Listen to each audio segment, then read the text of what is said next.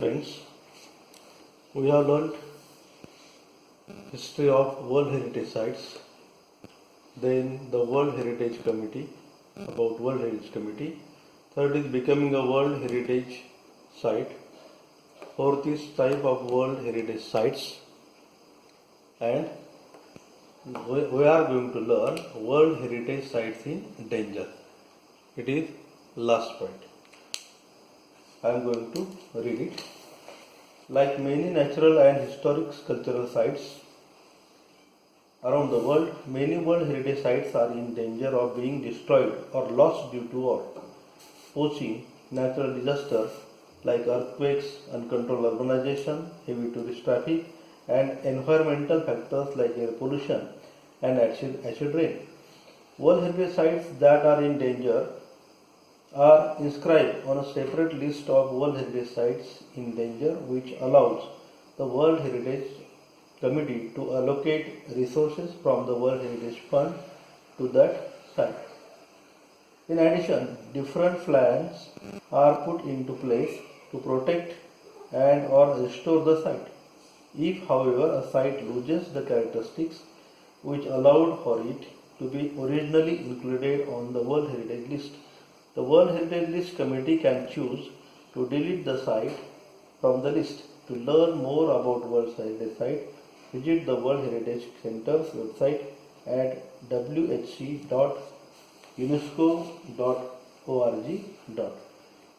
World Heritage Sites in World Heritage Sites in danger.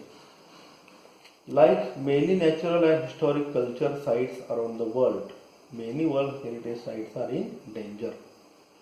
म्हणजे जगातील नैसर्गिक आणि ऐतिहासिक आणि सांस्कृतिक अशी जी स्थळं जी आहेत जगामधली, त्यामध्ये जी स्थळं ही काही धोक्यामध्ये आलेली. World heritage sites are in danger being destroyed. Being destroyed म्हणजे नष्ट होत आलेली, नष्ट झालेली, किंवा लॉस ड्यू टू वॉर, किंवा युद्धांमुळे त्यांना धोका निर्माण झालेला आहे, किंवा युद्धांमुळे सुद्धा ते नष्ट झाले. मग नष्ट कशी झाली तर त्यामध्ये पहिला मुद्दा आहे ड्यू टू वॉर, युद्ध. दुसरा मुद्दा कोणता आहे? पोचिंग. पोचिंग मीन्स अतिक्रमण. तिसरा मुद्दा कोणता आहे? नॅचरल डिझास्टर्स म्हणजे नैसर्गिक आपत्ती.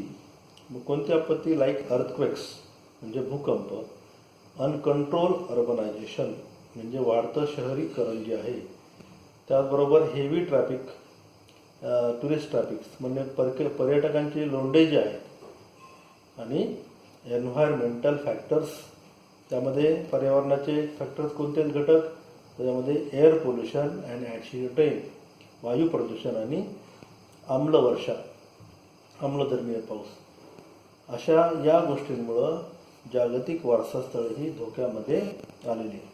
यामध्ये कोणकोणती आहेत तर पहा, यामध्ये तुम्हाला world heritage sites are in danger इथं वेब दिलेलं आहे. या वेबमध्ये वॉर, युद्धामुळे, नंतर एअर पोल्युशन, प्रदूषित हवा असल्यामुळे, नंतर वाढतं शहरीकरणामुळे, हेवी टुरिस्ट ट्रॅफिक्स, पर्यटकांचे लोंढे, natural disaster as like earthquake, volcanoes, then poaching, अतिक्रमण त्याला म्हणतो, ॲसिड रेन, आम्लधर्मीय पाऊस.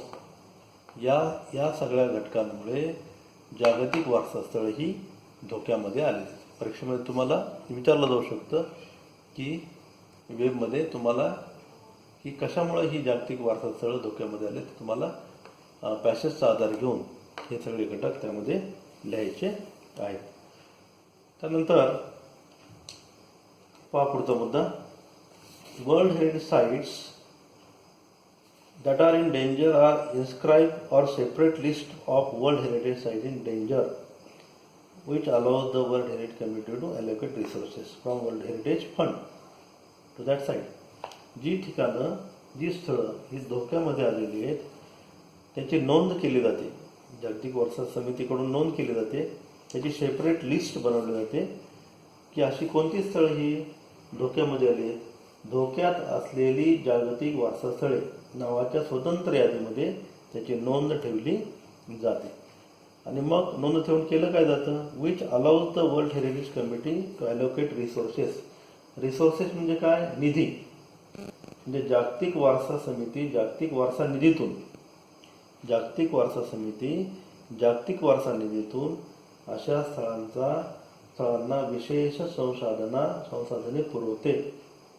काय म्हटलंय, world heritage sites in danger which allows the world heritage committee to allocate म्हणजे देणे, resources from the world heritage fund to that site. अशांना निधी देण्याचं काम केलं जातं. In addition different plans are put in to the protect and restore the site. एवढंच नाही, निधी देऊन थांबत नाही, तर अजूनही त्यांचा वेगळा प्लॅन यामध्ये केला जातो. तर उपाययोजना केली जातात.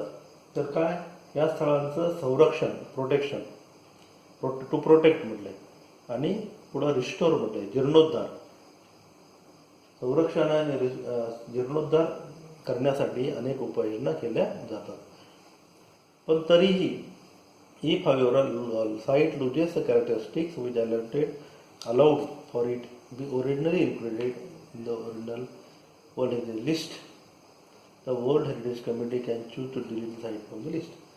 तरी देखील एखादं स्थळ ज्या लक्षणीय कारणामुळं मूलतः जागतिक वारसा यादीमध्ये समाविष्ट झाले होते, त्याची वैशिष्ट्य नष्ट झाली असल्यास, ज्या वैशिष्ट्यांमुळे ज्या देशांनी ही स्थळं नामांकन करून जागतिक वारसा स्थळांच्या यादीमध्ये त्याची नोंद केलेली असली, तरीही या वेगवेगळ्या कारणांनी, या वेगवेगळ्या घटकांनी जर त्याची वैशिष्ट्यच जर नष्ट झाली असली, तर जागतिक वारसा समिती ते नाव जागतिक या वारसा यादीतून त्या स्थळाचं नाव वगळू शकते.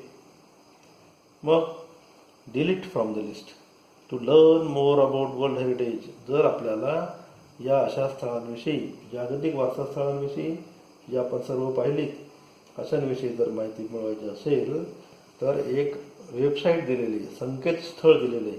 कोणतं संकेतस्थळ आहे, whc.unesco.org. या संकेतस्थळाला आपण भेट द्यायची आणि त्यामध्ये या जागतिक वारसा स्थळांविषयी आपल्याला माहिती पाहायची आहे. Now we have completed this text here, World Heritage, विश्व स्थळांचे किंवा वारशांचे विश्व. असा या टेक्स्टमध्ये आपण भरपूर महत्त्वाच्या गोष्टी पाहिलेल्या आहेत. आणि यामध्ये जे टॉपिक पाहिले आपण, ते 5 टॉपिकमध्ये त्या धड्याचं वर्गीकरण केलेलं आहे. History of world heritage sites, इतिहास आहे त्याचा जागतिक वारसा स्थळांचा. द वर्ल्ड हेरिटेज कमिटी म्हणजे ही समिती काय काम करते, वर्ल्ड हेरिटेज जागतिक वारसा समिती म्हणजे काय. नंतर या जागतिक वारसा समिती becoming a world heritage site, यामध्ये नोंद करण्यासाठी कशा पद्धतीने त्या समिती काम करते किंवा कशी नोंद केली जाते, नॉमिनेशन कसं असतं.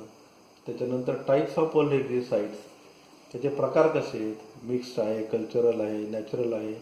आणि त्याचबरोबर 5वा world heritage sites in danger, म्हणजे त्या धोक्यामध्ये ही साईट कशा येऊ शकतात, या घटकांच्या आधारे आपण पाहिलं आता.